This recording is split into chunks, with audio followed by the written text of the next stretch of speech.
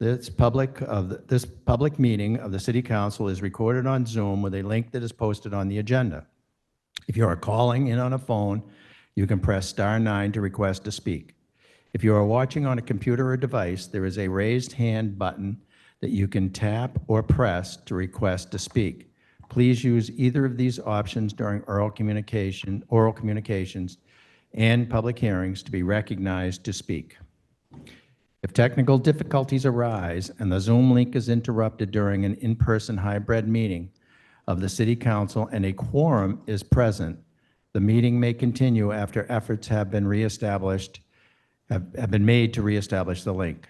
The minutes shall note the interruption. It is the finding of the City of Gloucester that no individual should be denied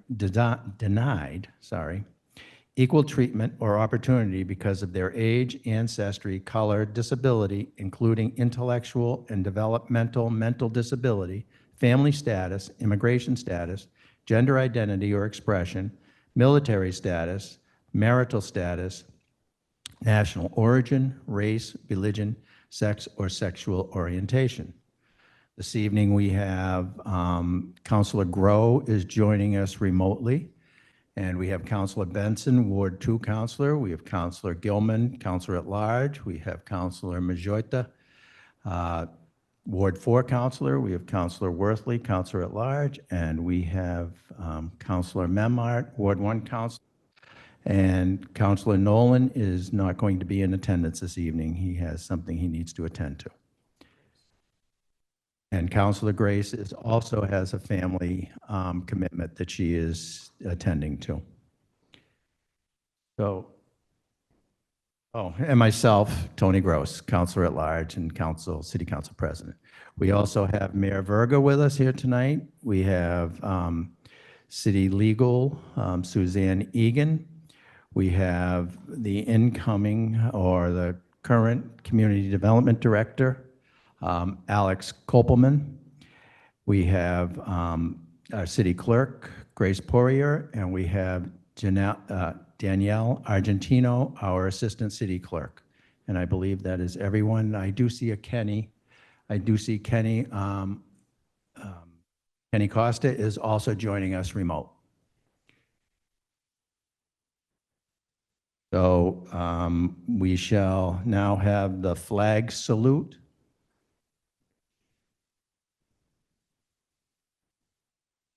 Councilor Worthley will lead us.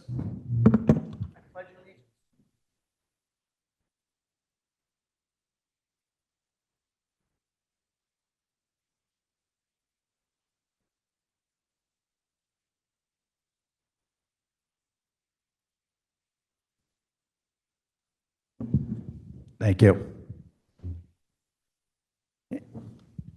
And next is oral communications. The public shall have an opportunity at every regularly scheduled meeting to be heard under oral communications on matters not appearing on the agenda.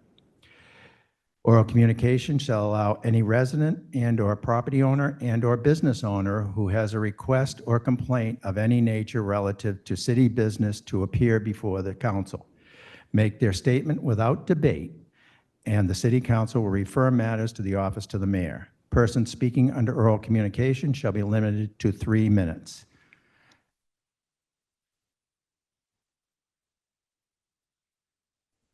Here we go. For the record, my name is Joel Favaza. I am a resident of the city at 28 Middle Street. I'm just here to speak on an issue regarding the Pavilion Beach dune grass and the Pavilion Beach dunes. I don't know if anyone in this council was here when the hotel went. I think, Mr. Mayor, you were on the council, and I think Attorney Egan was city legal at the time. There was much debate at the time when the Bird's Eye plan was coming down and Beauport was going in about whether or not the dune grass on Pavilion was real or kind of an aberration. And I believe through the either City Council or Conservation Commission permitting process, there came an agreement. The seawall got pushed back 10 feet from where it was going to be. A boardwalk got canceled. And after the construction was done, dune grass was reseeded in front of the seawall and also left at the parking lot.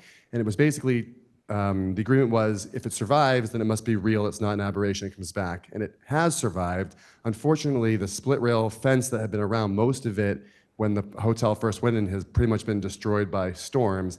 And currently there's nothing safeguarding those dunes from beachgoers. You know, I was at Fiesta and was just like, you know, cringing watching people just trample through this very limited natural resource in the heart of the downtown. I sent a picture of a golf bag sitting in the dune over during the lobster crate race this weekend to the city clerk, and she can distribute it for your edification. But I would really love if it could be explored whether something could go in as simple as snow fencing to just treat that dune with the same caution and care that the rest of the dunes at our other public beaches are treated with. And I thank you very much. Thank you. Anyone else in the audience would like to speak under oral communications? We have one person online, Mary Ann Boucher. Would you like, please bring her in, Madam Clerk? Thank you, Mary Ann Boucher, 93 Mount Pleasant Avenue. I'd like to speak in regards to Niles Beach. As of Sunday, and maybe things have changed since Sunday, but as of Sunday, we had at least a 10-foot by 8-foot mound of the seaweed and trash that the truck or raker picks up. And it is causing quite a mess as far as the smell. It's a health hazard. And the other thing that I wanted to bring attention to is, and I brought this to the attention of the city a couple of years ago, when they fixed the wall, the granite wall that goes from the beach up against the parking spaces down by the porta potties, they took out a piece of granite that acted as a step to the porta potties. And they also added more granite to a place that was cut out at the top of the wall. So now mothers, children, grandparents, everybody has to walk up the ramp and behind the cars that pull in and out of the parking spaces, as well as the traffic going in both sections, both ways. And as we know, during the hot summer days, it does get congested right there in that area. And I'm hoping and praying that a child, anyone, but especially a child, does not get hit by a car. And it seems like a very simple fix to add a piece of granite on the beach side of that little wall so that people can easily walk the beach and just make 2 steps up to the porta potties. I'd hate to see anybody get hurt. Thank you so much. Thank you. We don't see anyone else online. No one in the building. Next order of business, Madam Clerk. Confirmation of new appointments.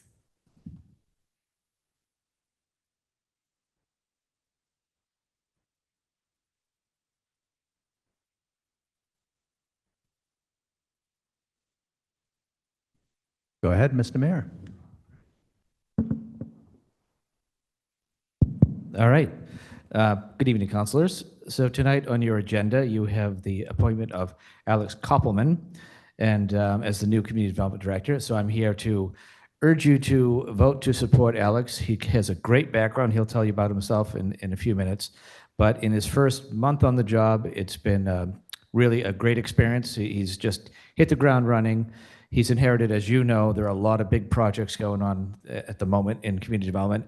The 3A zoning, the harbor plan, the comprehensive planning initiative, and a lot of other things. And we've got the right guy for the job. The O&A took it up. I guess how many O&A members we have here? At least one. So you took it up at a recent meeting. Planning board had it on their agenda recently, and they gave the thumbs up. So I urge you to do that as well. And with that, I'd like to, through the chair, hand it over to Alex. Thank you.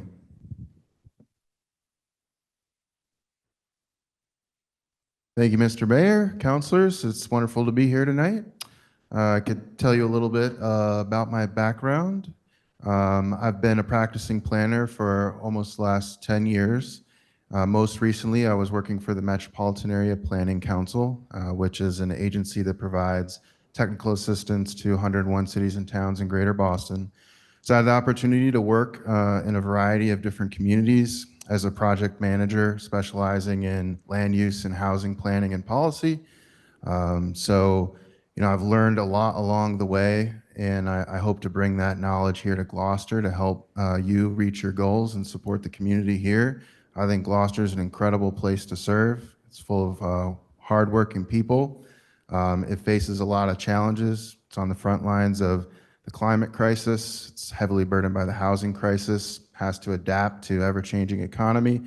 And so there's a lot of challenges that we face, but Gloucester has great assets to work with, and I can already see that just in the short time I've been here. And I really look forward to the opportunity to collaborate with you, and I'm happy to answer any questions that you have tonight. Thank you. Committee report, please. Committee recommendation on a motion by Councilor Gray, seconded by Councilor Worthley. The Ordinance and Administration Committee voted 3 in favor, 0 opposed to recommend that the City Council appoint Alex Copeland as Community Development Director, fulfilling an unexpired term ending 2/2026. And I so move. Motion made by Councilor Majota, seconded by Councilor Worthley. Discussion, Councilor Gilman. Thank you. So I had the privilege of being in a several-hour meeting, a joint meeting between P&D and the Planning Board, of which you were there, and I benefited greatly from some of the connections that you made to MAPC and some of your background and experience. So I believe strongly that you're bringing the type of value and assistance into our city that we need during this time, and I appreciate it. So I will be supporting you tonight. Thank you, Alex. Thank you. Anyone else? Councilor Worthley. Thank you, Mr. President. Welcome, Alex. I want to thank the mayor for bringing a great candidate to us, or to you for our confirmation. I sat in at the Ordinance Administration Committee and reviewed your resume. You're very credentialed. I'm very impressed. I don't know how old you are, but you seem wise beyond your years. I appreciate that. You have come well referred. There's been a lot of changes in the staff in the entire planning department, community development office over the last 3 years. So it gives you an opportunity in some ways to set your marks and set a course. And it'd be nice that if you could be here for the next 20 years. I don't know if that's part of your game plan. I think you mentioned you would like to move back to Gloucester. I know that's not a condition of this appointment, but I'd love to see you moving back here, because I think you'll recognize that one of many assets we have in the community is the people and the staff and volunteers. And I wish you well, and I look forward to working with you. Thank you. Thank you, Councilor. Any other questions? All right. Councilor Grow. Thank you. I'm glad to see you up to this position. I guess the question I would ask you is what can we as a council do, and what does the city need to do for you to make you successful in your job? The department that you're heading now has been fairly unstaffed or understaffed for probably way too long, given the burden that it carries. Greg Catamatore has worn multiple hats at multiple times. And I'd like to see you stay, and I'd like to see you successful. So what is it that we need to do to ensure that? Yeah, thank you, Councilor. I think that's a great question.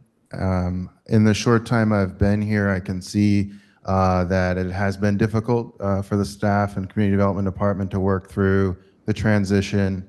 And so I think retaining staff is key to having a healthy culture here, as well as being able to accomplish what we want to accomplish as a city.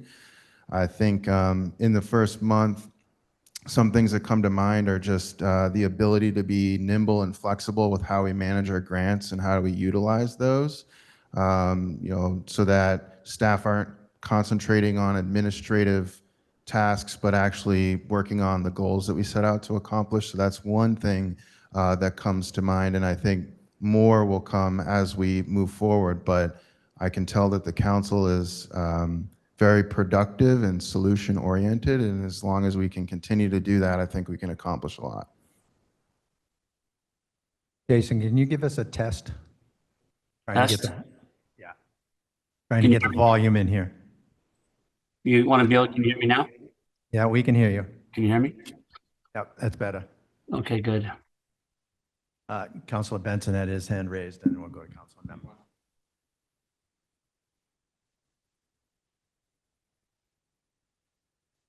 You mentioned the climate crisis and how we as a community can adapt to that ongoing crisis. My question to you is, how do you think we as a community can confront this, and how can we adapt to this ongoing crisis of rising sea level? What do you think some specific goals that we can do in the coming years? I know it's going to be an ongoing crisis. Things are going to look a lot different in 5 years, 10 years, 50 years down the road, but just kind of thinking what you've been thinking about this, because you mentioned, and I appreciate your concerns on this ongoing crisis, that we as a front, we're right near the ocean. This is going to be a community that's going to face this for many years to come. Yeah, absolutely. The climate crisis is top of mind. Gloucester adopted a climate action and resiliency plan in 2022. So I think that lays a good roadmap for where we could focus our efforts. I think, we need to lead by example by reducing greenhouse gas emissions, continuing work like electrifying buildings, using air source heat pumps and things to transition away from gas, but in a long-term perspective. But in terms of confronting sea level rise, I think we also need to think about where do we locate new development. It conflicts with other goals. We have a housing crisis, right?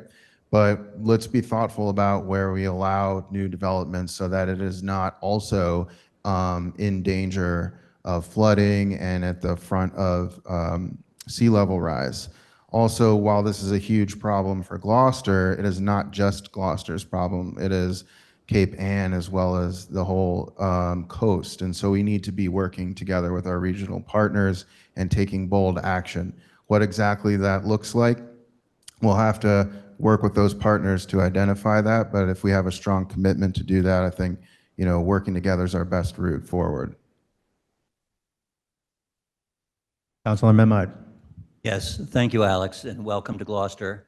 And thank you, Mr. Mayor, for filling this vacancy so promptly. It's such an important role. Community Development Director for the City of Gloucester is an important leadership position in the city, especially when we're in the midst of a comprehensive plan, the first time in 20 years, and a 3A compliance project with the state.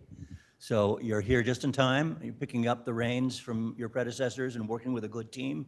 But we wish you well, and anything that we as a council can do to support your work, please let us all know. Thank you. Thank you. Any more discussion? Just one. Go ahead, Councilor Grow. I just wanted to ask, you mentioned about grants management, and that piqued my recollection that there are some issues that have been raised about grant management in the Community Development Department, especially regarding CDGB grants and other grants that are managed through that department. Are you getting a handle on that issue? Is that being combed out so that we're in compliance with the federal government in the way that we need to be? Yeah, so I've learned a lot about managing CDBG funding since I've been here. I think the common theme is that it's very complicated and onerous to administer these grants. In terms of whether we're in compliance, we need to meet a timeliness test. The city did not meet that the past year, but this was for a number of different reasons, including not having an acting community development director. So we are in touch with our HUD representatives and working with them to see if we can get an exception for that and ensure that we're always going to meet our timeliness tests and spend down our CDBG funds as quickly and efficiently and effectively as possible. We have the first-time home buying program. We have the rehabilitation program that we use CDBG funding for, so that's great. But there's also some other creative ways that we're looking at utilizing that funding to make an impact on the community, as well as making sure we're spending funds down in accordance with how HUD would like us to. Thank you. Any other questions? I need to amend the motion. I think you stated that it was February 20th, 24, but it's February 24. 2026, I mean. 2026, not 2026, so. That's all right. Okay, then we're good. That's all. I'm ready for the vote. This has to be by roll call. Sorry about that. Counselor Worthley. Counselor Benson. Aye. Counselor Gilman. Aye. Counselor Grace. I'm sorry, she's absent. Counselor Gross. Aye. Oh, Aye. sorry. Jumped the gun. Sorry, Tony. Counselor Grow. Aye. Counselor Majota. Aye. Counselor Memhard. Aye, and welcome. Counselor Nolan is absent. The vote is 7 in favor, 2 absent. The motion passes. Welcome, and thank you. Thank you. I really look forward to working together. Thank you, councilors. And then just a quick response to the oral communications. I got confirmation that the blob at Niles Beach was indeed picked up yesterday. So we'll just have to look into that step issue as well. Great, thank you.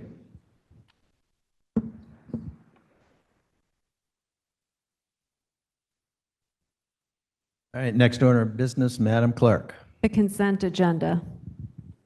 Is there anything on the consent agenda that any councilors would like to pull off? No, and entertain a motion to accept the consent agenda? So moved. Second? Motion made by Councilor Worthley, seconded by Councilor Gilman. He jumped in front. Any discussion? All those in favor? Oh, this is roll call. Roll call. Counselor Worthley. Yes. Counselor Benson. Aye. Counselor Gilman. Aye. Counselor Gross. Aye. Counselor Grow. Aye. Counselor Majota. Aye. Counselor Memhard. Aye. The vote is 7 in favor, 0 opposed, 2 absent. The motion passes. Next order of business, Madam Clerk. The July 18th, 2024 Budget and Finance Standing Committee Report. Councilor Memard. Thank you. So Budget and Finance Committee met on July 18th at the Harbor Master's office. The first item on our agenda was a memorandum from the General Counsel regarding a 20 Rogers Street parking lot lease, which you're all familiar with at this point. And the motion would be on a motion by myself, seconded by Councilor Worthley. Budget and Finance Committee voted 3 in favor, 0 opposed, to recommend that the City Council approve a lease for 9 parking spaces, numbered 2 through 10, and 1 handicapped space, numbered 1, located at 20 Rogers Street, from 20 Rogers Street LLC, P.O. Box 836, Winchester, Mass. 01890, for an annual lease payment equivalent to the cost of the annual real estate tax assessment.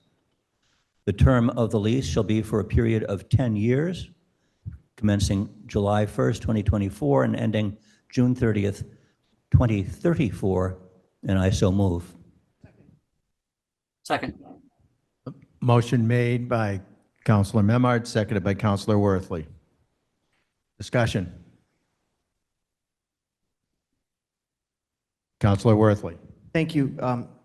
Well read, Councilor Memhard. You said this is a lot we're all familiar with, but just in case there are people who are tuning in that have been following this, 20 Rogers Street used to be referred to as the Isabel Babson parking lot, which was once owned by the Isabel Babson Library, and now is owned by the 20 Rogers Street LLC. And it's the lot next to Castaways, formerly the White Rainbow, formerly the Dog Bar. I do have a couple of questions, if I may, Mr. President. Certainly. Thank you.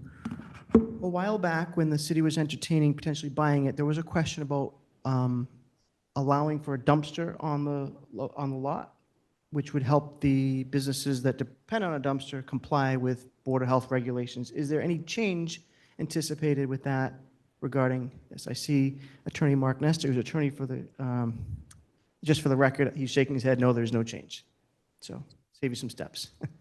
And then the second question, I raised this at the Budget and Finance Committee meeting, and Attorney Egan, you said you weren't prepared yet to answer it. I did follow up with the mayor today in a conversation, and the question that came to me at BNF and still today is, our zoning code makes it so that anybody who requires off-street parking is exempt from needing off-street parking if they're within 400 feet of a municipal parking lot. And, you know, we might be at capacity or not at capacity, that's not for me to judge at this point, but where there are, I think, 13 parking spaces here, if that were to exempt some development within 400 feet of that lot, there's not a lot of parking that would account for. And so I do wonder if by leasing this, does that mean any, not just this property owner, does it mean any property owner within 400 feet would be exempt from providing off-street parking because of their location within 400 feet of this lot? Thank you.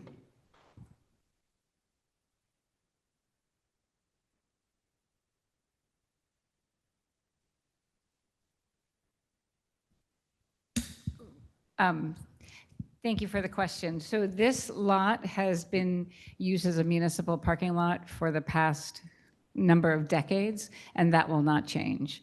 So the status of the lot in terms of zoning will not alter at all. Of that, you said we've been using it as a municipal parking lot? Okay.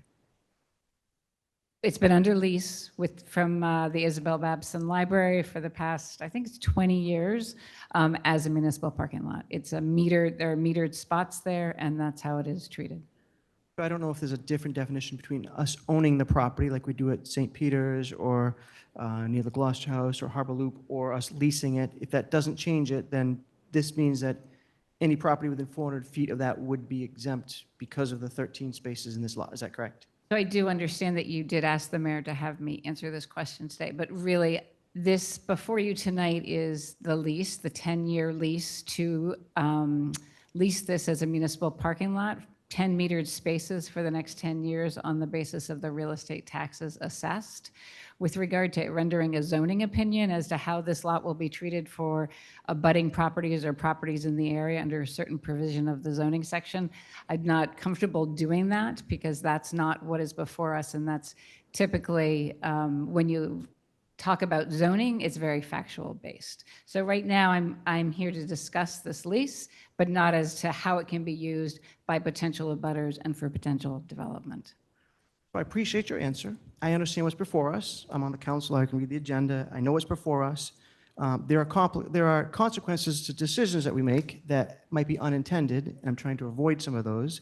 And I did ask the mayor today because I asked you on Thursday, 3 business days ago, to look into this. I appreciate how busy you are, but this has consequences, and I just want to be prepared that if a development comes forward and says, well, we're within 400 feet of that lot, we don't need to comply, and we're adding, I don't know what it could be, but another cut with, you know, potential 600 people in the building. If it's exempt from parking requirements because of this decision, and I know this is different than the lease before, but it's not a municipal lot in terms of ownership. I just want to make sure that we're protecting future interests in development. So if you're still not prepared to answer that, I accept that. But it wasn't just a off-the-cuff question I asked the mayor this afternoon. It was a follow-up to our meeting on Thursday. So I was hoping we could have some answers on that before we voted tonight. So it is going to be treated, this lot has been leased by the city. It's always never been owned by the city. It's been leased by the city from the Isabel Babson Library for the past approximately 20 years. The status of the lot will not change with regard to this lease. The only thing this does is it extends the lease period for 10 years, and it changes the type of consideration, how the consideration is paid for this. So if any decisions regarding zoning and the treatment of this lot will be consistent with how it has been viewed before. And so it's your opinion that it is a municipal lot? I'm not rendering an opinion on that tonight. I can't get an answer, so I'm not going to keep asking. Counselors, Thank you. Excuse me. I'd like to call a point of order. I don't No, think, What's the there Robert is Rule no of Order? point of Come order on. on that. I'm sorry. I'm not going to deny that, but I would like to say that she has answered the question that there has been no change. So if it was considered by zoning before to be eligible, then it is. By this lease, there is zero change. So that for our vote tonight, it really doesn't enter into it. Understood. Thank you. Councilor Dillon. Counselor Dillon, I got. Councilor Benson. No, I no, it's totally fine. I'm just. So my question specifically is just looking at the past lease, and now that we're going to have 9 spots and then 1 accessible spot, and originally before we had 12 spots, and that includes, when I say 12 spots, that also includes that 1 accessible spot. Just to clarify that, if that makes sense, I'm just curious. So it's changing just a tad. So it's changing, right, just a little bit. The one change is that the new owner is going to reserve 1 parking spot for himself, or itself, since it's an LLC.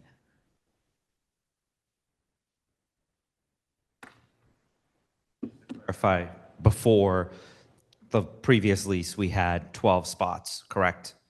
Yes, Yep. so we had 12 spots now. Essentially, what it's going to be is the 10 spots plus that 1 handicap. So we will still have, we'll have 9 metered spots plus 1 handicap Plus spot. 1 accessible Yes. spot, yep. And so in the lease, in your packet, it's Exhibit B. It shows a site plan, and the number of this spaces is marked, and you can see that there are 10 spaces there, and one of those, which will be under lease from the city, and one of those is a handicap spot.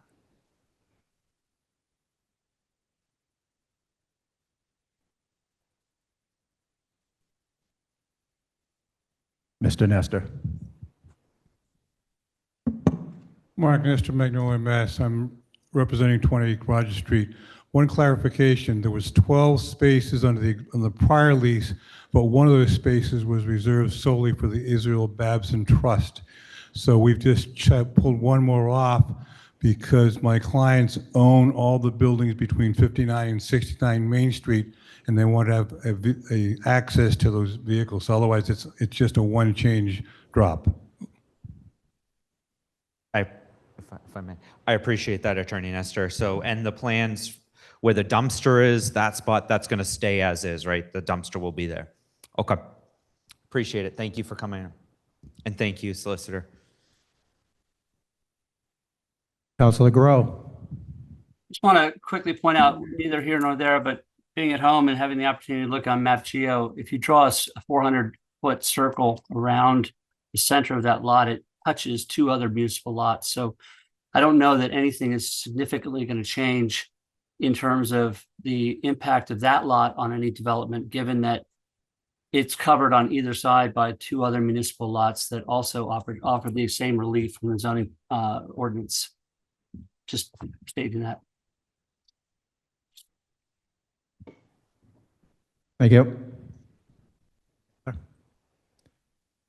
I just want to make a comment that we would actually it would be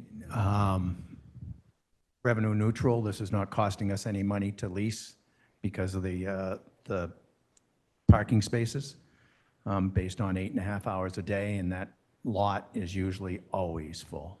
I know I've never been able to find a space in there. So this is revenue neutral, and it's a good deal. That's it. It's my only comment. Any other comments?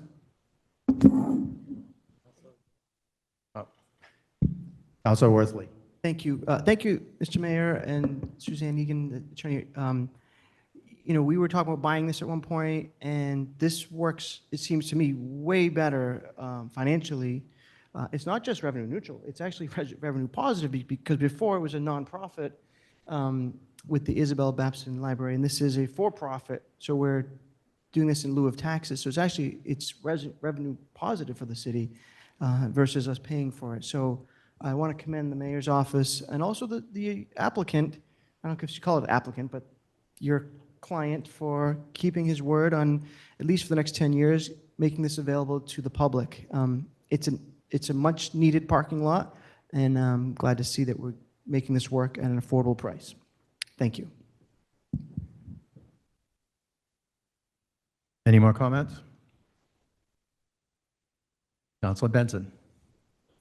My ward, I will make just a comment to say that I want to commend the administration and also, I guess we can say applicant. And I think that this is much needed, and these spots there's always a need for parking down on Main Street, and this will be added to have additional spots for people to go down to businesses and continue to support economic growth in and around Main Street. So I think everyone involved on that. Thank you. Any more discussion? Would you call the roll, Madam Clerk? Counselor Worthley. Yes. Counselor Benson. Counselor Gilman. Aye. Counselor Gross. Aye. Counselor Grow. Aye. Counselor Majota. Aye. Counselor Memhard. Aye. The vote is 7 in favor, 0 opposed, 2 absent. The motion passes.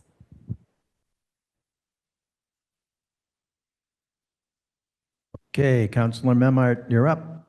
Thank you. We have got a couple more matters from Budget and Finance. The next one before us is a memorandum from the Grants and Finance Compliance Administrator requesting acceptance of a $2,000 donation from SAMHSA. And I'll detail this. On a motion by myself, Councilor Memhard, seconded by Councilor Gross, Budget and Finance voted 3 in favor, 0 opposed, to recommend that the City Council accept a SAMHSA Fent Alert Challenge Prize under Mass General Law 4453A from the Substance Abuse and Mental Health Services Administration in the amount of $2,000 to be used to support future events and activities of the North Shore Youth Leaders Council. The prize is not considered a grant and is not subject to any federal single audit requirements.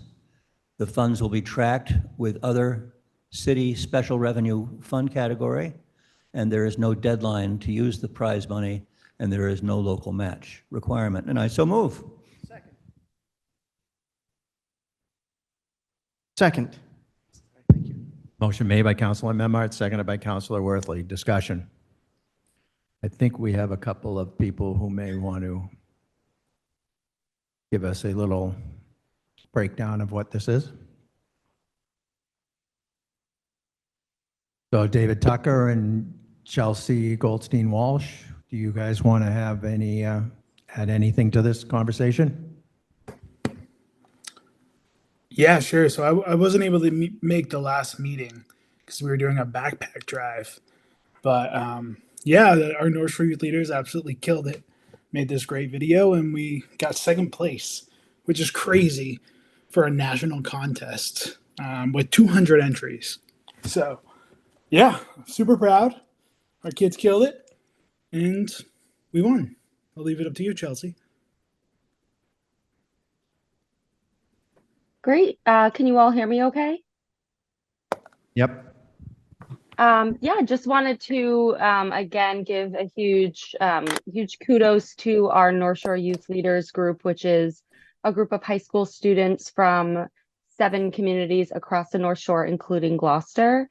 And kudos to David Tucker, our youth development coordinator, who did the lion's share of the work, along with our other regional adult facilitators to support the youth leaders in developing this idea and creating this video, and then, submitting the video, and then, of course, supporting youth leaders in deciding how these funds will be spent moving forward. So we're really proud and really excited. Yeah, they absolutely killed it. Again, I mean, the fact that there were over 200 entries and the youth came in second place and even got a prize was phenomenal. These kids put their hearts and souls into this little script, and we filmed it and directed it like we were actually making a full-blown movie. And I believe we sent out the video to you guys. Did anybody get a chance to check it out? Yes, you did. Thank you. Awesome. So great stuff. And yeah, thank you guys. We're super excited and can't wait to see what the youth decide to use with the $2,000. So the youth will decide what they want to do, if they want to make another video, if they want to celebrate and just do a cookout. Yeah, and we can definitely update you guys on what they choose.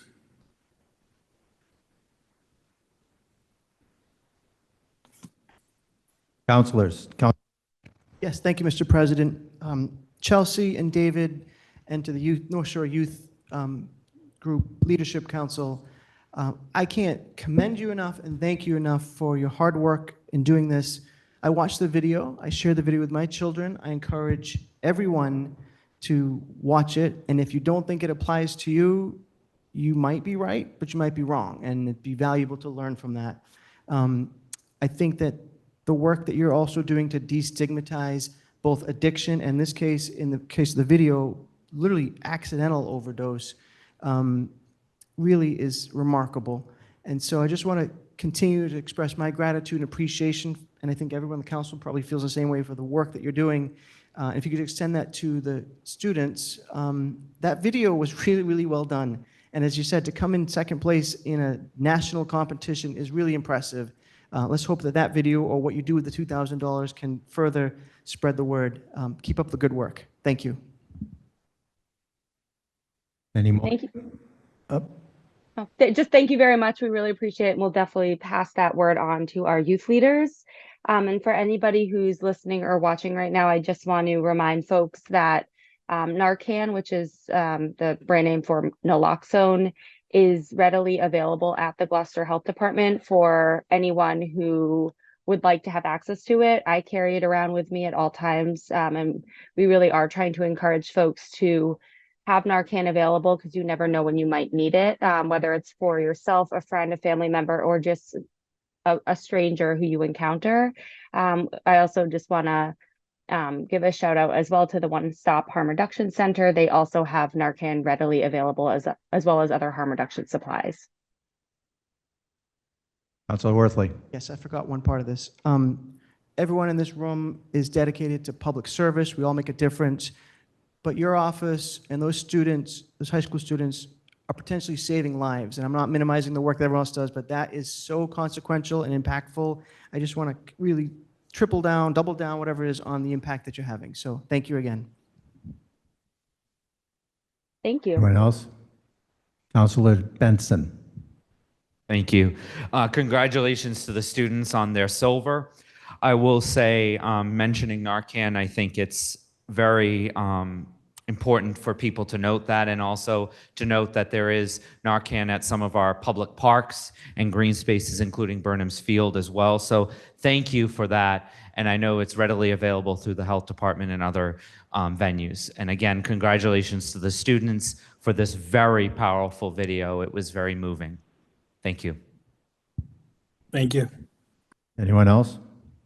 I would just like to thank you. This is such an important and critical issue for not just our community, but for nationwide. And the work you do is just invaluable. And I just can't express enough the gratitude that we have for you. So congratulations on this prize. It was well done, second place nationally. You guys knocked it out of the park. Any other discussion? Call the roll, Madam Clerk. Counselor Worthley. Yes. Counselor Benson. Aye. Counselor Gilman. Aye. Counselor Gross. Aye. Counselor Grow. Aye. Counselor Majota. Aye. Counselor Memhard. Aye. The vote is 7 in favor, 0 opposed, 2 absent. The motion passes. Councilor Memard, next order of business. Third item out of Budget and Finance last week is a memorandum from the Veteran Services Director requesting our acceptance of donations in the amount of $325. On a motion by myself, Councilor Memhard, seconded by Councilor Worthley, Budget and Finance voted 3 in favor, 0 opposed, to recommend that the City Council accept various cash donations under Mass General Law 4453A to support the veteran services in the amount of $325. And these are from the following members and business partners in our community, and they include the Stop and Shop Community Bag Program, Donald A. Sutherland Jr., and Ed Camo, for a total of $325, and I so move. Second. Second. Motion made by Counselor Memard, seconded by Counselor Worthley. Discussion. Seeing none, Madam Clerk, please call the roll. Counselor Worthley. Yes. Counselor Benson. Aye. Counselor Gilman. Aye. Counselor Gross. Aye. Counselor Grow. Aye. Counselor Majota. Aye. Counselor Memhard. Aye. The vote is 7 in favor, 0 opposed, 2 absent. The motion passes. Next up, Counselor Memard. In a similar vein, but a different constituency, we have a memorandum from our Elder Services Director, Elise Sinagra, requesting acceptance of donations in the amount of $1,555. And committee recommendation on a motion by myself, seconded by Counselor Worthley. Budget and Finance Committee voted 3 in favor, 0 opposed, to recommend that the City Council accept various cash donations under Mass General Law 4453A to support the Council on Aging in the amount of $1,555 from the following members and business partners in our community, who are Joseph Alaya, Laurette Hackett, Judith Harris, Mary Papalardo, Michael Morris, Francis Loria, Karen Rembert, Sally Svitsk, Rosemarie DeFalk, Peter Carboni, Marcia Rudderman, Marilyn Grant, Robert Gelarmo, and John Manukian, for a total of $1,555, and I so move. Second.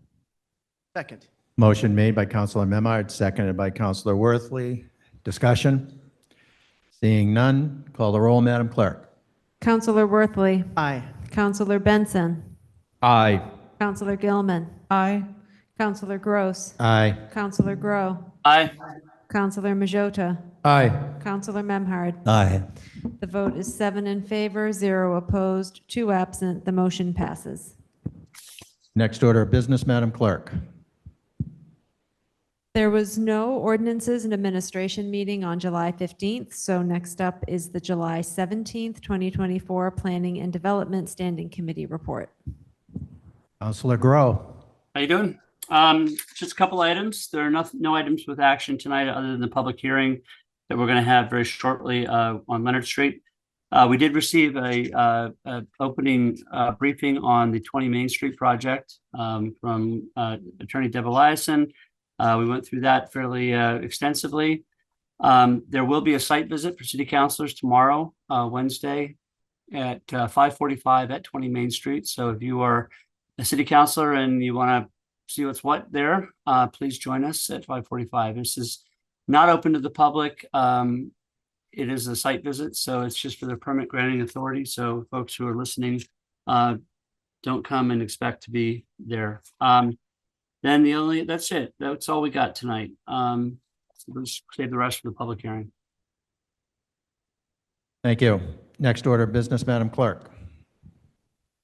Public hearing 2024 number 20, special council permit 2024 number 5, Leonard Street number 36, map 121, lot 14, GZO, section 2.3.6, other principal uses, subsection 4, arts, crafts, and sale of arts or crafts if made on the premises in the R20 district. I'm going to open the public hearing. And who would like to speak in favor? Name and address for the record.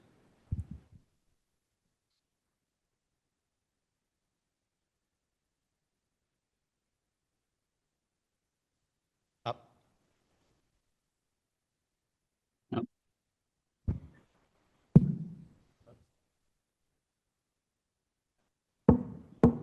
There you go. Nope.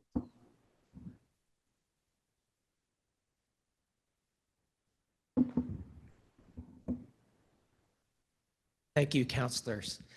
My name is Doug Johnson. I live at 2 Arlington Street in Gloucester and Annisquam. And hoping up here to present a presentation for a special permit, seeking a special permit, and share my screen.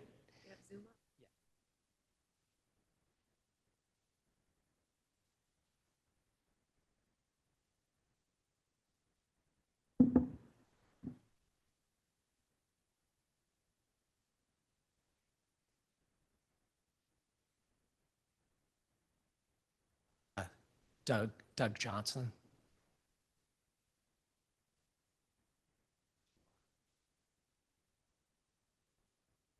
Sure. Yep.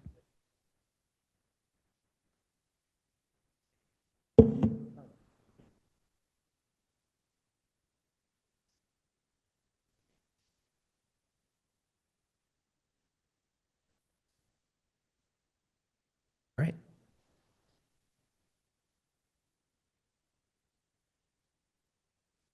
Thank you so much.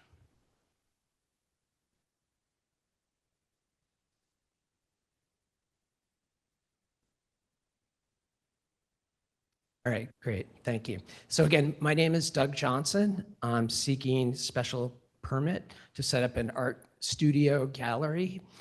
And I didn't realize I needed this special permit. So I'm trying to bring the studio gallery into compliance with Gloucester zoning 2.3.6 subsection 4. Little information about me. So I'm an art teacher, high school art teacher at Wellesley Public Schools, and I'm getting ready to retire. And this space is right around the corner from where I live. It became available, and I just figured I was planning on having my own studio space anyway.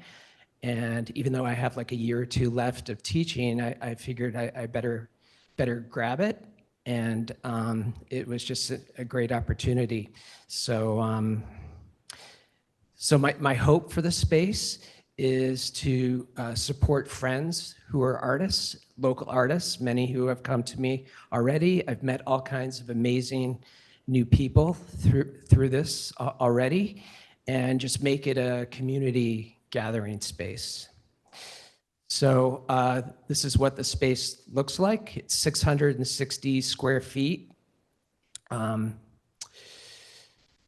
So it will be pretty much, the gallery space will be seasonal from June through December, and then we'll turn into my studio space off-season, January through May.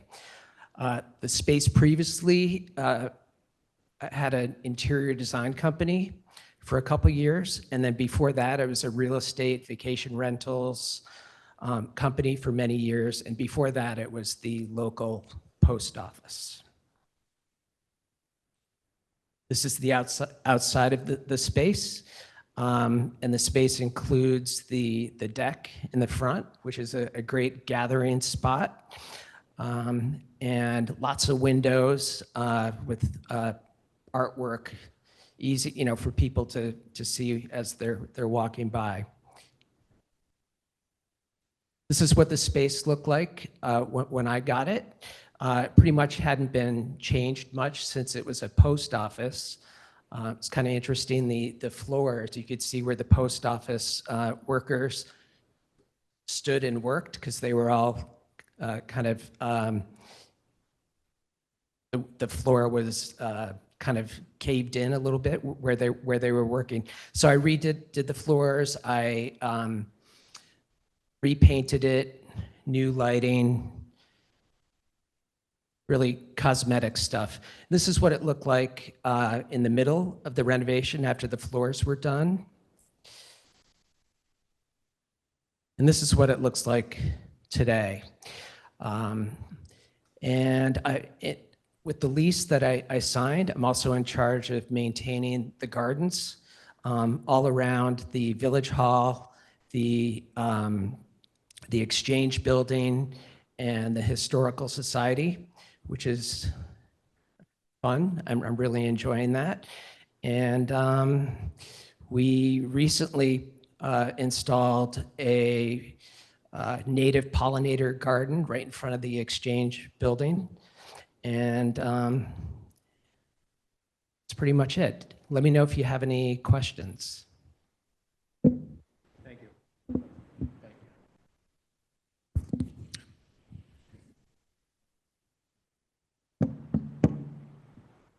Thank you. Yeah, we'll call you back up if we have questions. Okay, thank you. Anyone else would like to speak in favor?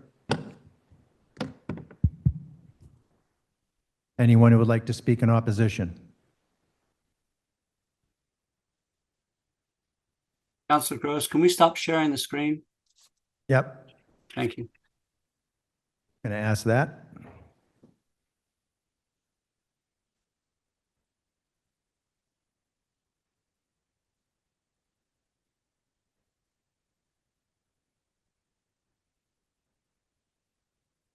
Okay. Seeing none, do we have questions from, do we have any communications? No.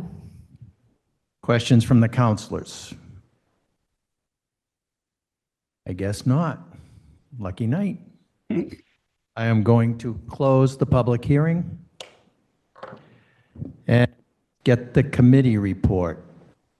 Very good. On a motion by myself, seconded by Councilor Gilman, Planning and Development Committee voted 3 in favor, 0 opposed to recommend that the City Council grant a special permit 2024-005 under the Gloucester zoning ordinance section 2.3.64, other principal uses for arts, crafts, and sale of arts or crafts made on premises for 36 Leonard Street, Assessor's Map 121, Lot 14, zoned R20, as shown on an undated plan submitted with the special permit application entitled Anasquam Studios.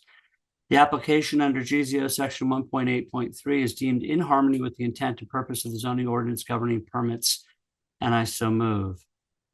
Second. Motion made by Councilor Groves, seconded by Councilor Gilman. Discussion. If you'd like a narrative on this. Oh, sure. I know. Well, I just want to make sure we cover 1.8.3. As Mr. Johnson pointed out, this site has been previously used for other business purposes. It is for social, economic, and community needs. It fits in with the character of the neighborhood. It has celebrates our arts culture. It's an additive factor to the Anasquam experience. It is utilizing an existing storefront in the Anasquam Village Hall, so it's not pushing away any housing or anybody living there. 2, there's negligible impact on traffic. 3, certainly adequate utilities. 4, fits in with the neighborhood. It fits in harmoniously with the neighborhood and good use of the ground floor of the Anasquam Village Hall.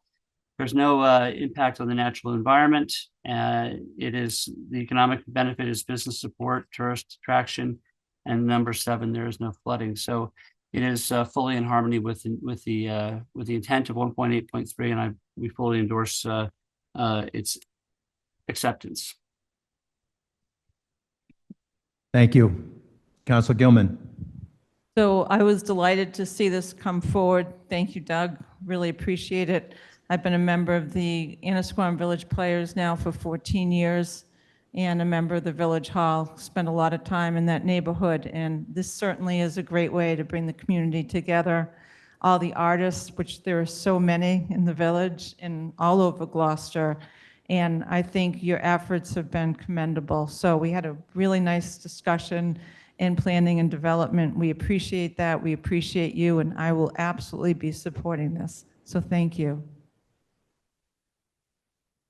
Councilor Majoita.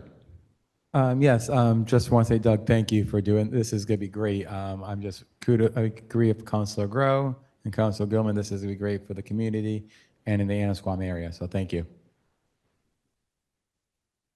Councilor Worthley. Thank you, Mr. Johnson. I just want to congratulate you on a very successful career as an art teacher. That's not easy to do. I know it's not quite over yet, but I just want to congratulate you for that. I also hold you completely harmless for not knowing that you needed a permit, and I appreciate you can laugh about it, but there's a lot of things that regulated that sometimes you just say, like how did we not, why did we decide to regulate this or that? Because it is in keeping with the ordinance. You'd almost think that why would I need a permit for this? So I hold you harmless for that. That happens all the time. But I want to wish you the best of luck in your retirement, and this is an awesome, exciting venture. Good luck. Thank you. Anyone else? I too live over in that neck of the woods, member of the Leonard Club, Village Hall Association, and I think that this is going to be a great use. It used to be called the POFT office, not the post office, because it's spelled in Old English spelling. There was something else I was going to mention. It's Leonard Street, but I think this is a great use of the space. It certainly is going to enhance the building much better than a real estate office or interior design. So I'm very happy that you're taking on this endeavor, and I know that the Village Hall Association is also. Thank you. Anybody else? Roll call vote, please, Madam Clerk. Counselor Worthley. Yes. Counselor Benson. Aye. Counselor Gilman. Aye. Counselor Gross. Yes. Counselor Grow. Aye. Counselor Majota. Aye. Counselor Memhard. Aye, and the very best of luck to you. The vote is 7 in favor, 0 opposed, 2 absent. The motion passes. Good luck.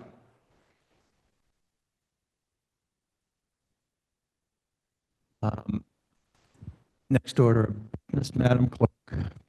Public hearing 2024, number 21, amend Gloucester Code of Ordinances, Chapter 2, Administration, Article 5, Boards, Commissions, Councils, and Committees, Division 13, Clean Energy Commission, Section 2-543 Duties for Section 2-543 Duties 7B, Section 2-544 Membership. Okay, so we open the public hearing. Anyone who would like to speak in favor? Yes, Mr. President, my name is Sam Cleaves. I'm a member of the Gloucester Clean Energy Commission, and I can introduce these proposed changes. This was the commission's attempt to update the 2009 Clean Energy Commission ordinance. Was originally written. We had a small subcommittee that worked on this in late 2023. We met 3 times and worked that out into the early spring. And the following items are the sort of the heart and soul of the changes. This is mostly a housekeeping item, really to bring, the attempt is to bring the ordinance up into what the existing staffing is today.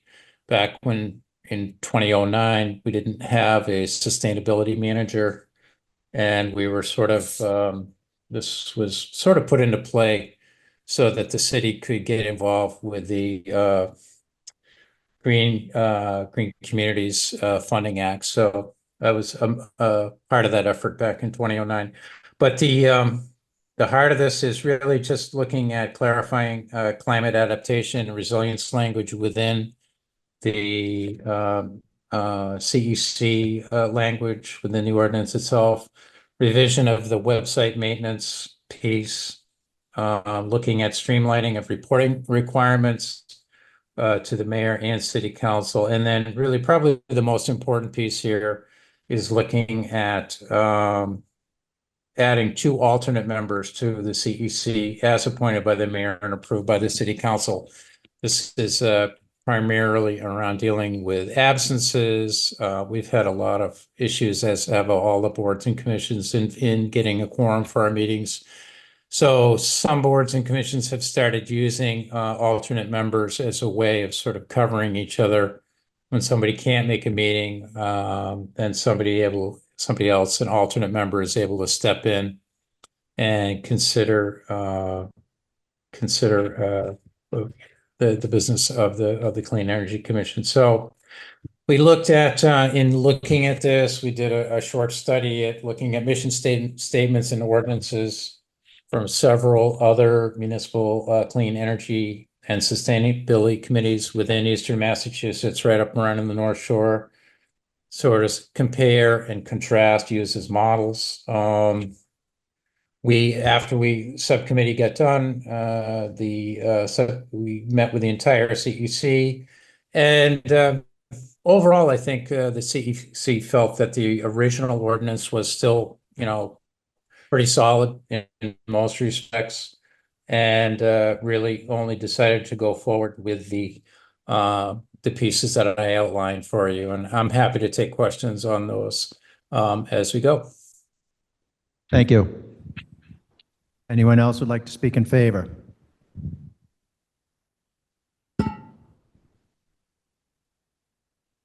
I'm seeing none. Anyone who would like to speak in opposition?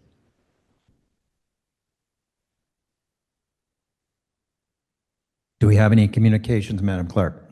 No. Okay, do we have questions from councilors? Or Mr. Cleaves?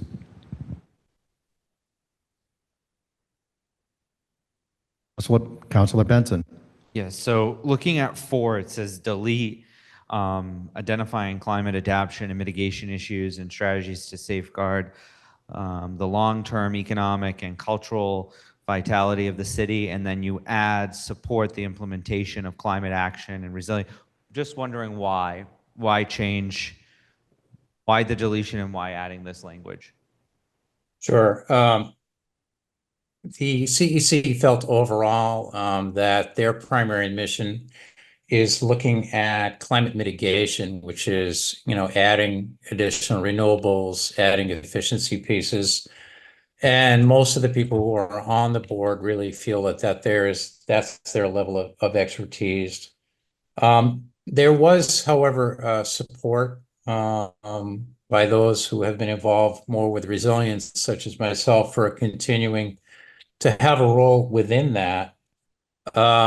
So the agreement is that we'd keep the language but keep it primarily focused, sort of narrow down the scope of the language and really focus on mitigation, with the exception of climate action and resilience goals identified in plan studies and assessments put forward by the city. So we didn't want just any plans and, assessments put forward that hadn't really been vetted and approved by the city and studied carefully. So that's sort of where we landed as a compromise.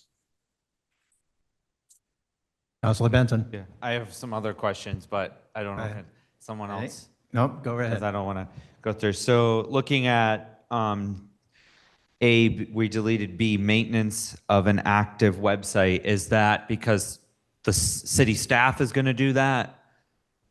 What's the reason for that deletion? Well, as I pointed out earlier, there was no city staff when we started, and the history of CEC has been that we have never maintained an active website. We, as volunteers, we really don't have the wherewithal or the permissions needed within the city to do that. So that's never been done. So it's been just sort of it's kind of a vestige. Any kind of website maintenance is now done by community development staff, primarily through Innovate Gloucester, that website.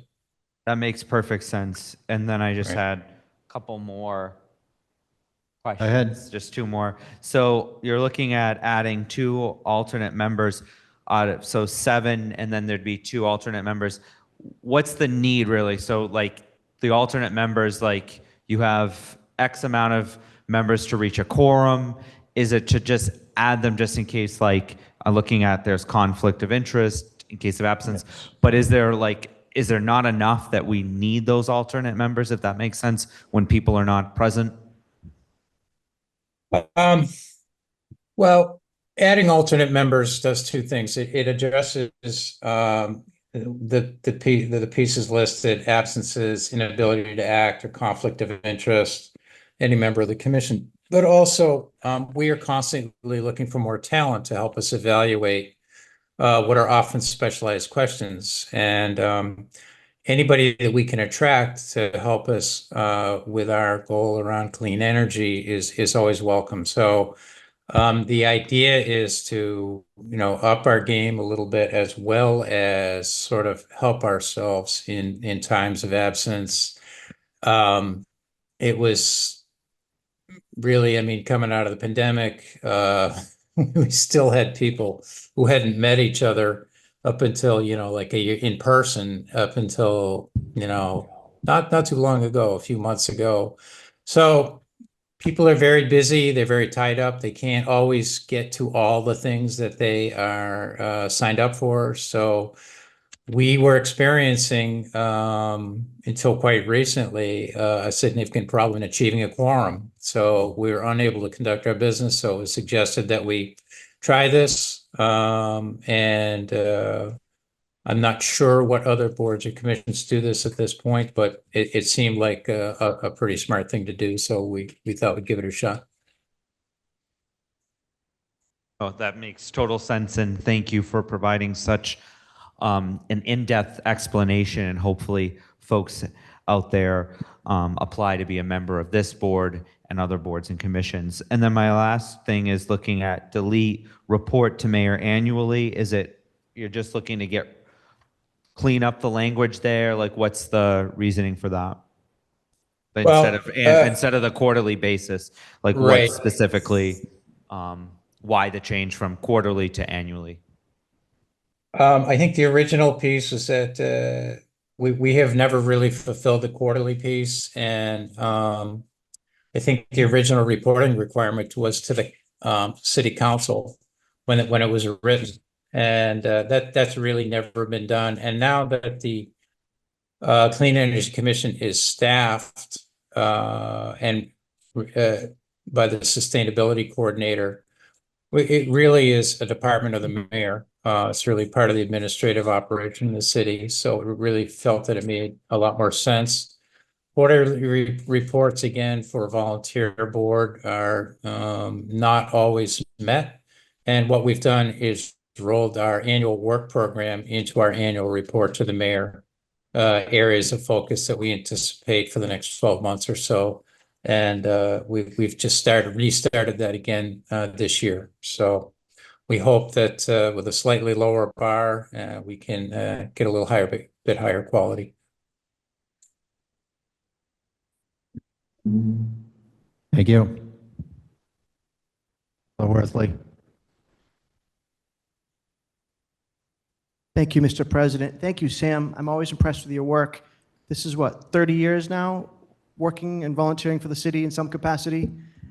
I'm really impressed. I had the honor of working with the Clean Energy Commission over the last year and a half or so over a ordinance that I had put forward with their support, and I really appreciate it and learned a lot from them. So if this helps that committee function at a higher level, I'll definitely support it. Two questions. One is, would you have any objection to sharing that annual report with the council? No, not at all.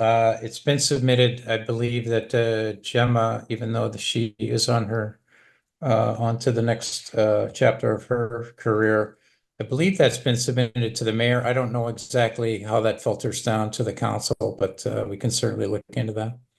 Yeah. Be happy to share it with you guys. Yeah.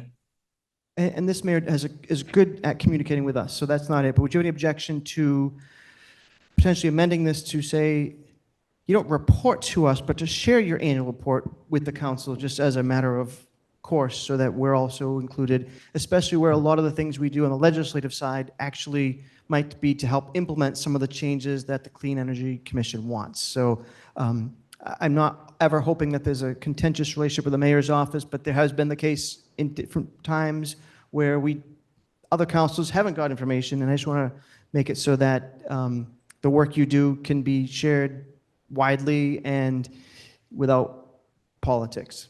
So would you have an objection if there were something that said something like, I don't think it should be report to us, but share your annual report with us? I don't know if there's objection to that, if there's any reason to consider that. I have no objection to that.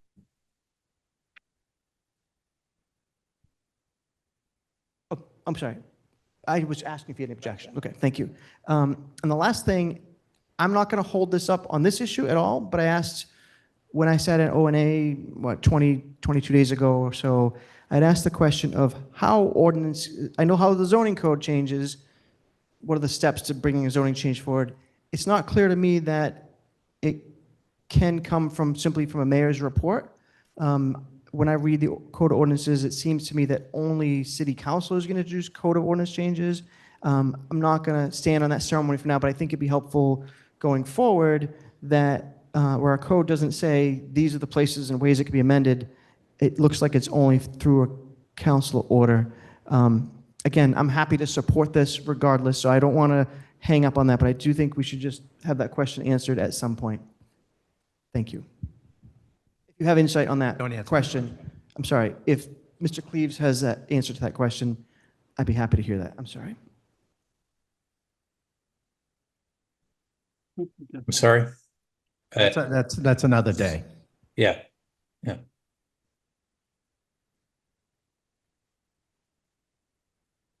So I'm going to say, I asked at O&A and no one knew the answer, so I'm asking it again, but it's okay if we don't have the answer for that too.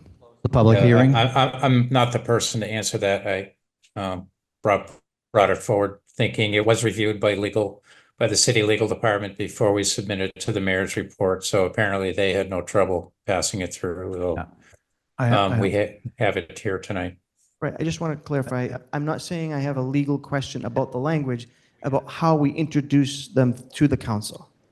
We can move on. Thank you. Close the public hearing. Committee report. I'll do my best with this one. Committee recommendation on a motion by Council Worthy, second by Council Grace. The Ordinance and Administration Committee voted 3 in favor, 0 opposed to recommend the City Council amend Gloucester Code of Ordinances, Chapter 2, Administration, Article 5, Boards and Commissions, Councils and Committees, Division 13, Clean City Commission as follows. Section 2. Clean Energy Commission. Thank you. Section 2 through 543 duties. The commission shall pursue the following task. 4, delete, identify climate adaptation and migration issues and strategies to safeguard the long-term economic and cultural validity to the city. Add, support the implementation of climate action and resilience goals identified in plans, studies, and assessments put forward by the city. 7, serve as communications and information resource on clean energy issues and city initiatives for the public through A, meetings and sponsored events. Delete and renumber B, maintenance of an active website. B, regular communications to interested parties. And C, public-private partnerships. And section 2 through 544 membership. A, the commission shall consist of 7 members, add and 2 alternate members. Members add the alternate members shall be appointed by the mayor and approved by the city council.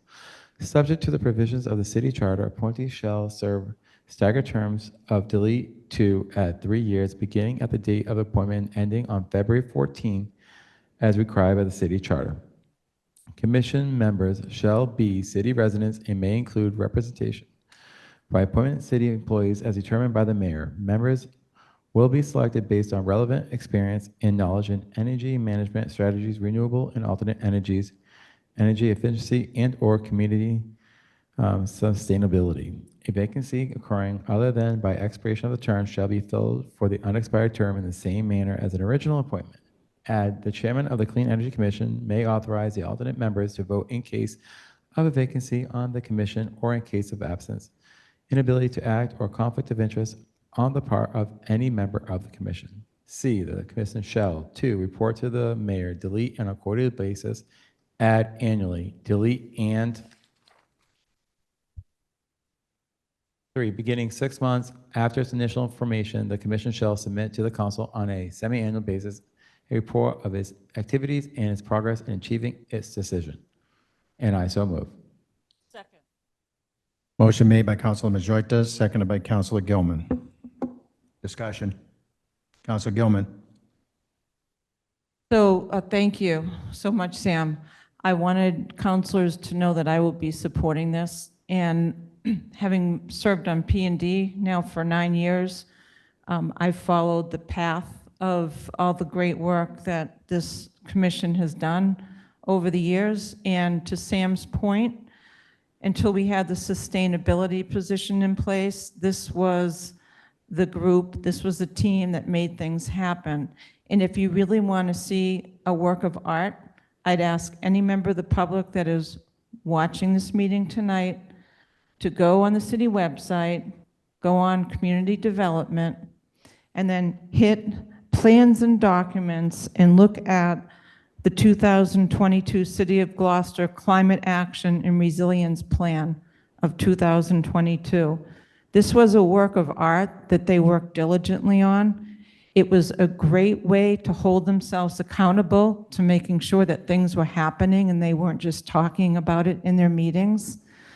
And it also recognizes key members, Candace Wheeler, Deborah Darby, John Moskal, Linda Brayton, who's on the call right now, Linda Stout Saunders, Bob Myers, and Sam Zergabel, who are just key members of this community. So spend the time, look at this document. You will feel more confident that the city has a really good plan about coastal resilience and sea rise and the things that we know that we have to do environmentally. And it's largely due to folks like Sam and the team that he works with. So thank you so much, and I will be supporting this. Thank you, Councilor.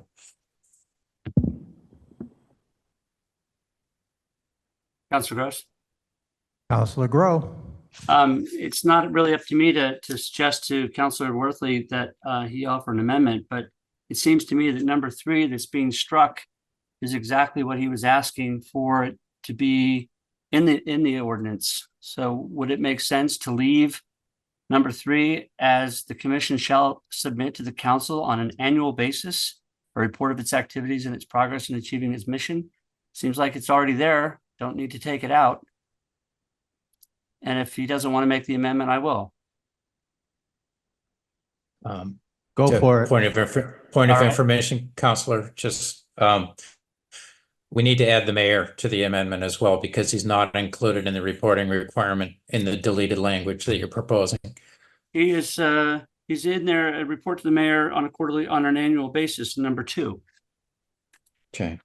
So all we're Great. doing is reinstating a slightly edited version of number 3, which I would say I would make the amendment. Add number 3, the commission shall submit to the council on an annual basis a report of its activities, period. Excellent. I stand corrected. Thank you. He's trying to get in. I'd second that. Motion Thank you, made James. by Councilor Gross, seconded by Councilor Worthley on the amendment. It just is the same information that the mayor's getting, we get. That's all that implies. Discussion on the amendment. Councilor Worthley. I just want to thank Councilor Grove for verbalizing that as succinctly and efficiently as you did. I think it accomplishes the goal. Thank you. Councilor Benson. Specifically, was there a reason to delete that, like, and not just delete beginning 6 months? Was there anything that the administration, for reasons, if the solicitor, I just want to thank you. You got, like, you were, you gave me the verbal cues. Okay, Councilor Gilman.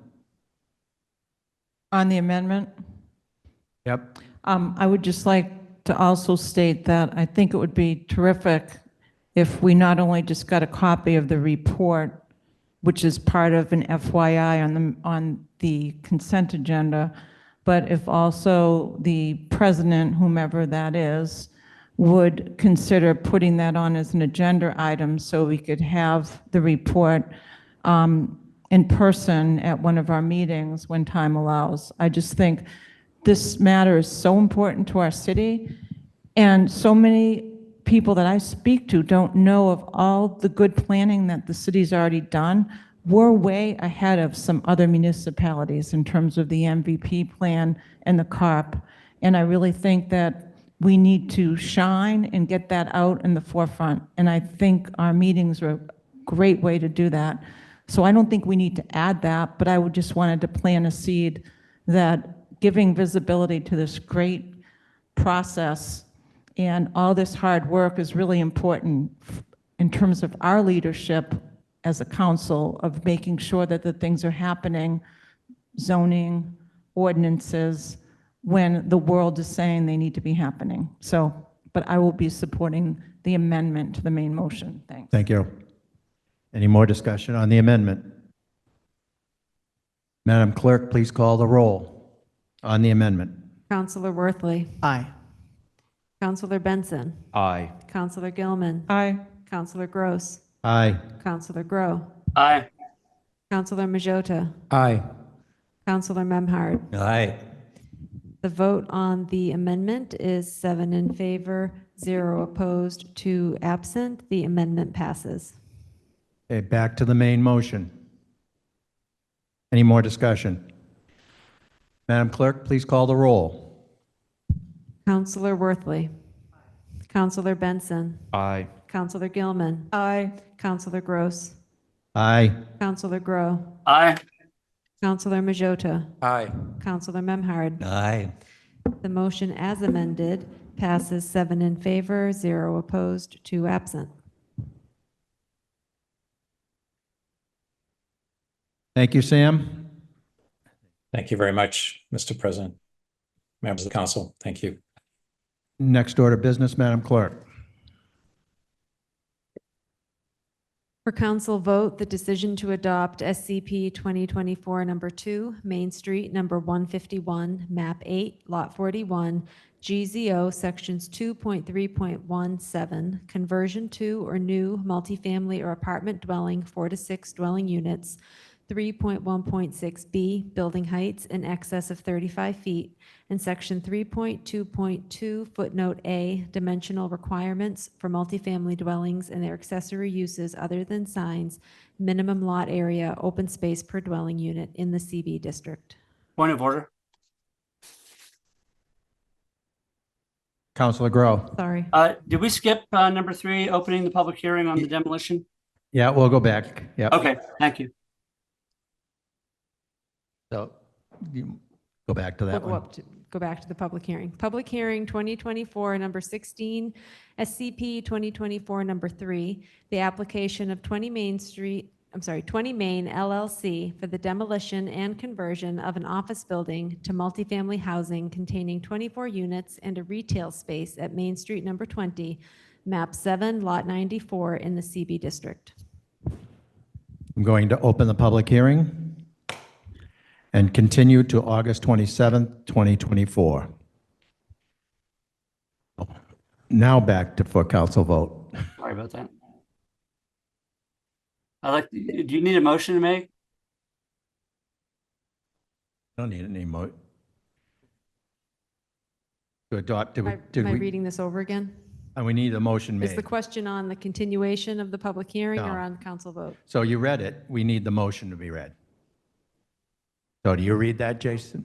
I'm happy to. Move the adoption of the decision for special council permit 2024-002 Main Street number 151, map 8, lot 41, GZO sections 2.3.17, conversion to or new multifamily or apartment dwelling, 4 to 6 dwelling units, 3.1.6B, building heights in excess of 35 feet, and section 3.2.2 footnote A, dimensional requirements for multifamily dwellings and their accessory uses other than signs, minimum lot area, open space per dwelling unit in the CB district, and I so move. Second. Motion made by Councilor Groves, seconded by Councilor Madam Gilman. President, may I, Mr. President? I was going to open it for discussion. Okay. So go ahead. Thank you. I just wanted to just note a small Scribner's error in the documentation that is in the packet. And I don't think we need to make an amendment, but this is being passed on tonight, which is July 23rd, not July 16th, 2024. So no need to revise that, just change the date tomorrow. I think it's a friendly amendment. It's not an amendment to the motion. It just has to do with the documentation. Right, thank you. Correction. Any more discussion on the motion? No. Councilor Benson. A novice here, et cetera. I thought we voted on this before. Correct. So So this just because is I'm just- new here and This is just solidifying our original vote. Okay, I thought so, but I wanted to just make sure. I'm still a little green, even though I'm less green than I was several months ago. So thank you. Thank you. All right, Madam Clerk, would you like to call the roll? Counselor Worthley. Aye. Counselor Benson. Counselor Gilman. Aye. Counselor Gross. Aye. Counselor Grow. Aye. Counselor Majota. Aye. Counselor Memhard. Aye. The vote is 7 in favor, 0 opposed, 2 absent. The motion passes. Next order of business, Madam Clerk. Counselors' request to the mayor. Starting with Counselor Worthley. Thank you. I actually want to start with a thank you to the Rose Baker Senior Center and the Council on Aging for hosting us here during the summer. Being air conditioned, plenty of parking, good audio visual. I just want to thank them for their hospitality. So I just want to make a statement. We don't need to be, I'm trying to be non-combative, but there's a question of site visit rules. I respect that site visits aren't open for public questions and dialogue, but when we have a site visit, when we have any gathering of 2 or more members of a committee, it's still a public meeting. And I know that there's been a case where the public's been discouraged from coming. I just want to be clear, we also have open meeting laws that we need to comply with. So I don't want to suggest any problems. I just don't want to create other challenges that we wouldn't otherwise have. Site visits are open to the public, or maybe we need to get an interpretation of this. We can't have 2 members of a committee meeting in a private setting. So if we advertise it, it needs to be open to the public. And that's, I mean, unless we want to get a state ethics opinion on it. But there's been a couple of cases where the public has been told not to come to site visits. And that's fine if that's the rule, but I thought when you have 2 or more members of a committee meeting, it's a public meeting and it's subject to open meeting laws. So I don't know, back and forth might not be helpful here. I just want to put out there for a question. I advise you to go to public meeting law under site visits, and it'll tell you that is not the case. So we can have members of the same committee meeting somewhere? At a site visit. With the public there. That's news to At me. a site visit, and it is up to the owner of the private property whether they would like to invite the public on their property. I didn't think we could ever have a quorum of committee meeting without the public. I advise you to go I to will. open meeting law. Thank you, I appreciate that. Okay, so I mentioned last time my son is involved with Sale GHS. There's an auction on Wednesday, July 31st. And one of the items that was very graciously donated by the mayor was lunch with the mayor. So even though he's very accessible to all of us, maybe there's someone here that would like to have his ear for an hour over lunch. But there's a number of auction items. It's a self-funded program. There's no municipal money put in this Sale GHS program, and it's a feeder program for the high school sale team. That's July 31st, 5 to 8 p.m. at the Maritime Heritage Center. For 2 more last things. For 41 of the last 48 days, one of the wind turbines has not been rotating. For 42 of the last 48 days, both of them have not been rotating. I asked this last year of the mayor, and this is meant disrespectfully. He said it's not a legal matter. We don't have any jurisdiction. I think we should pick up the phone and ask, because it does impact our bottom line in terms of our budget, where we have a percentage of the proceeds from the wind turbines as part of our budget. So with them not turning, it's just worthy of a question. And then lastly, wait, that is it. So thank you. Thank you. Councilor Benson. Sorry, I have to leave, so I don't want to be rude to anybody, but I have childcare I got to take care of. Yep. Thank you. No worries. We'll have a quorum to adjourn. Good. Okay. A couple of things. One thing I just want to tell folks in Ward 2, and I've been hearing from residents about speeding up and down streets. Slow down. I'm going to say that, just slow down. My second thing is I've spoken to the administration, but I want to urge them to look at getting that splash pad at Burnham's Field back up and running. This is an environmental justice neighborhood. I understand vandalism, but I really would like to see that done because we have the, excuse me, I'm just distracted by the noise here. But anyhow, we have every week, we have the community, I'm like distracted now, sorry. The people moving up and down. But anyhow, so what I will say is that with the splash, I'm having a Biden moment. Sorry, with the splash pad. I'm going to have to ask that side of the table to please control themselves. Okay. Okay. Anyhow, with the splash pad, would love to see it up and running. It is an environmental justice neighborhood.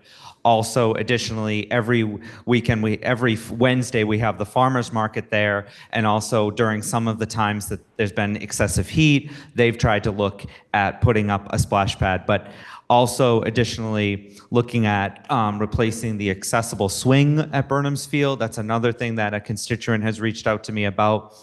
Beyond that, I just want to urge folks to continue to keep your dogs on leash at Burnham's Field as well. So anyhow, thank you. Thank you. Councilor Gilman.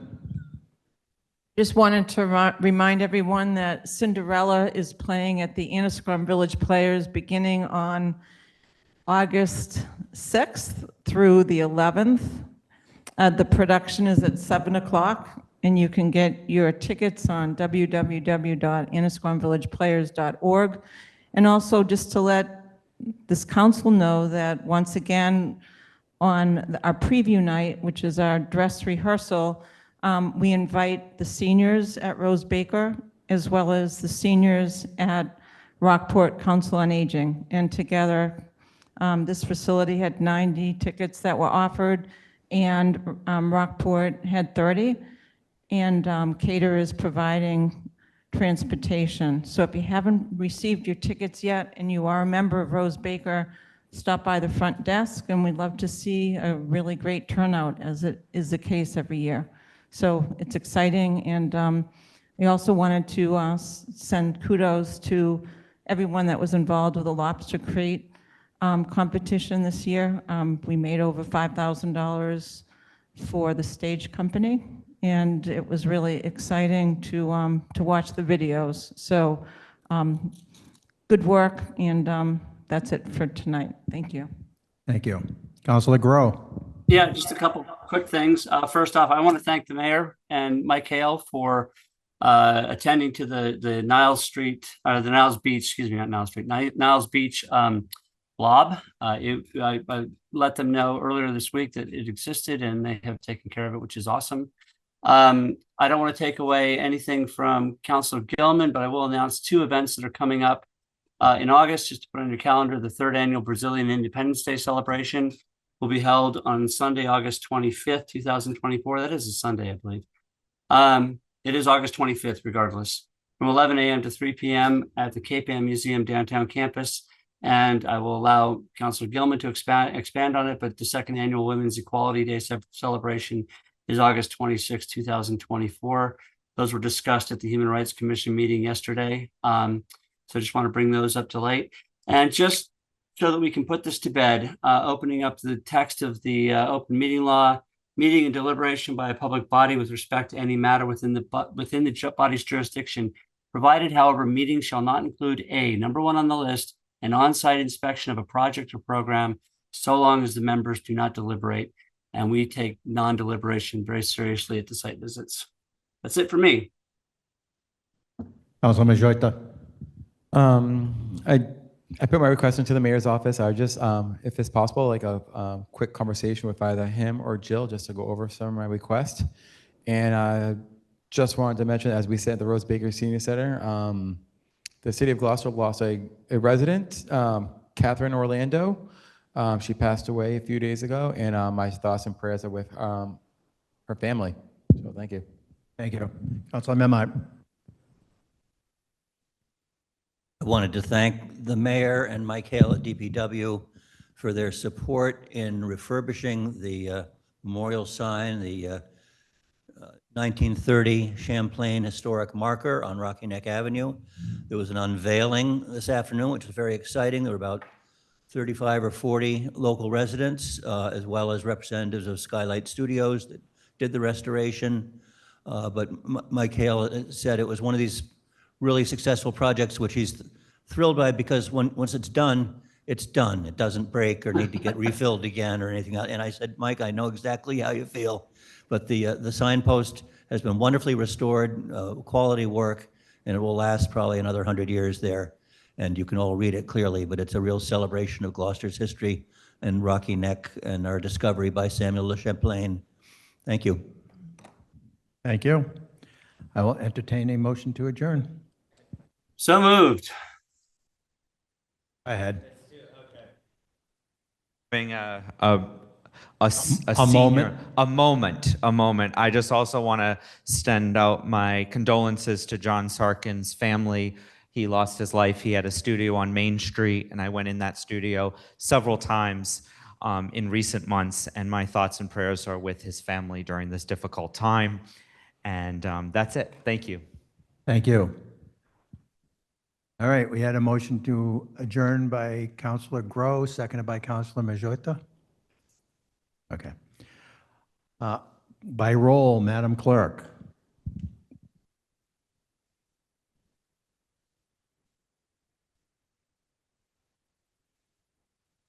Counselor Benson. Aye. Go Team USA. Counselor Gilman. Counselor Gross. Aye. Counselor Grow. Go USA. Aye. Counselor Majota. Aye. Counselor Memhard. Aye. The vote is 6